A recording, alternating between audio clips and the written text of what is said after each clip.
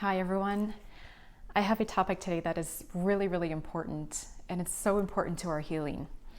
Powerlessness and victimhood. How do we get out of, how do we transform feeling powerless? How do we transform feeling like a victim, especially if we have been victimized for a lot of our lives? Whether it's from childhood, or maybe it was in a marriage or a long-term relationship, or any relationship that really hurt you, that left you with a lot of scars. What do you do, and how do you transform that feeling of despair that comes with feeling damaged in this way, feeling like you can't do anything about it? So there's a couple of pivotal things I want to talk about to help transform this. The first thing I want to draw your attention to is blaming.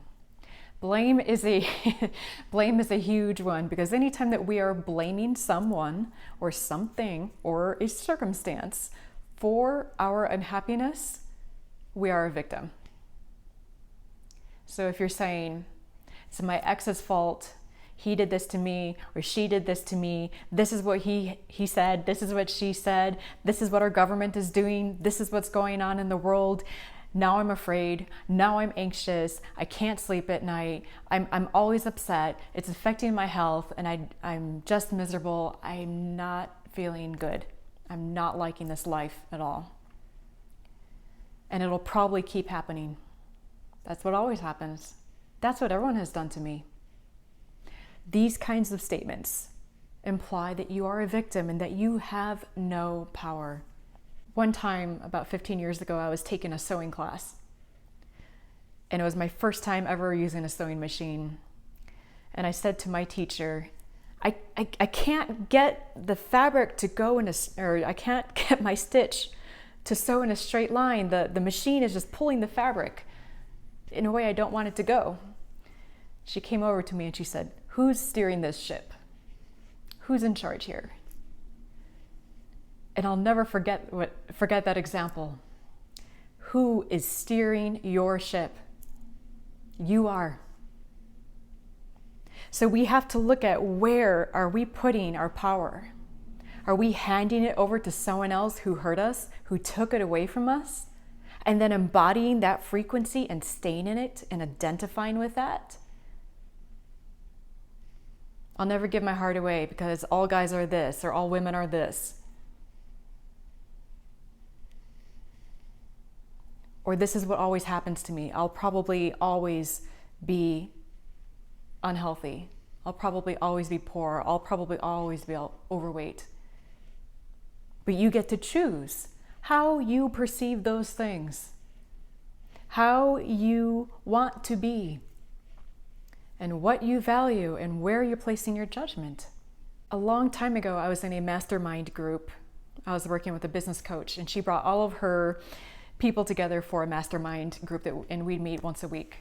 And there was a woman in the group who was in her late 50s.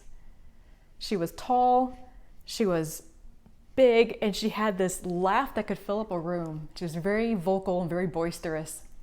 And one day she said, "I don't think I need to lose any weight at all. This is exactly how my body is." And she was fine with it. She wasn't saying she was a victim. She was saying, this is how my body is, and I'm fine with it. I like me as I am. She wasn't saying, I need to lose weight. There's something wrong with me. I need to fix myself. You may have grown up always being taught that there was something wrong with you, and you need to be fixed.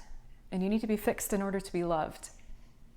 And what that did is it taught you that you were powerless, that you were a victim, and that there was no value to you. And that was wrong. And that did a lot of damage. But to overcome that, you have to see it for what it is. Take perspective, pull back from it, and question it.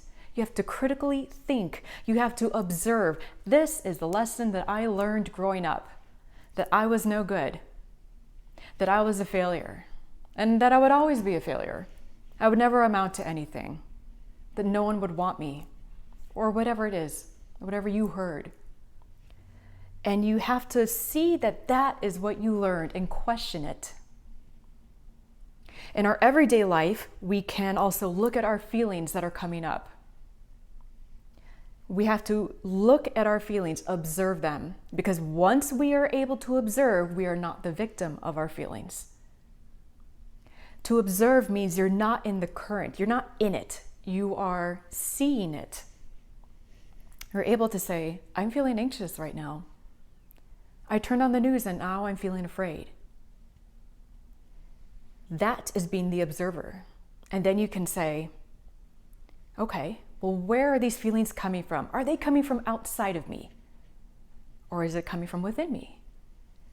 Are these feelings someone else's truth that is being put on me, being imposed upon me? And then choose, what is the truth that I want to uphold and accept? Find the truth that you can stand in that honors you and who you are, and then love the hell out of that truth. It's not about vilifying anyone. It's not about saying, you're wrong, I'm right, or making anyone bad.